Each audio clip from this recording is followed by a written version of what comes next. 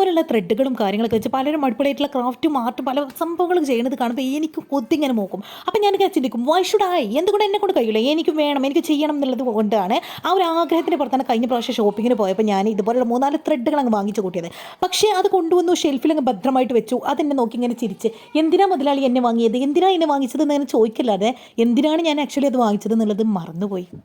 അതൊരു വല്ലാത്തൊരു അവസ്ഥയാണ്. ഈ മറവി എന്നുള്ളത് പലപ്പോഴും ഒരു അനുഗ്രഹമാണെങ്കിലും കൂടെ ചില നേരത്തുള്ള മറവികൾ ഒരു അസ്ഥാനത്തായി പോകാറുണ്ട്.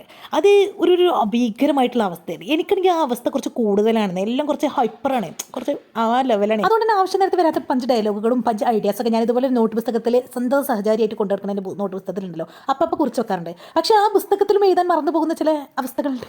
അതും ഒരു ഒരു രസകരമായിട്ടുള്ള ഒരു അന്തർദേശീയ ഒരു അവസ്ഥയാണ്. ആ അവസ്ഥ ഉള്ളത് കൊണ്ട് തന്നെ ഞാനതിനെക്കുറിച്ച് വളരെ മനോഹരമായിട്ട് ആ അവസ്ഥയെ ഞാനിങ്ങനെ പരിപാലിച്ചു പോകാറുണ്ട്. വാട്ട് പറഞ്ഞ് ഞാൻ പറഞ്ഞ് എവിടേക്കോ കാട് കയറി മല കയറി എവിടേക്കോ പോയി. ഇന്ന് ഞാൻ പറഞ്ഞതൊന്നല്ല. അപ്പം ഞാൻ ആ അവസ്ഥയിലേക്ക് ഇങ്ങനെ പോയിക്കൊണ്ടിരുന്നപ്പോൾ ഈ സാധനം വെച്ച് എന്ത് ചെയ്യണമെന്ന് ഇങ്ങനെ ചിന്തിച്ചുകൊണ്ടിരുന്നപ്പോൾ പിൻട്രസ്റ്റ് മുതലാളി എനിക്കൊരു ഐഡിയ കാണിച്ചു തന്നു. അത് കണ്ടു, ഇഷ്ടപ്പെട്ടു, ഞാനതങ്ങ് ചെയ്തു. ബട്ട് വൈകുന്നേരം വളം ഒരു രാത്രിയായപ്പോൾ കൊടട്ടടിച്ചു എന്ന് പറഞ്ഞ ഡയലോഗ് ആരെങ്കിലും കേട്ടിട്ടുണ്ടോ? കേട്ടിട്ടില്ലെങ്കിൽ അതൊക്കെ കണ്ടോളി. ആ ഒരു ഡയലോഗാണ്. ഇതാരും അനുകരിക്കാൻ നിൽക്കേണ്ട സംഭവം റിലാക്സിംഗ് പരിപാടിയാണെങ്കിലും ഇന്നെക്കൊണ്ട് ഇതൊന്നും നടപടിയാവണ കേസല്ല കേട്ടോ.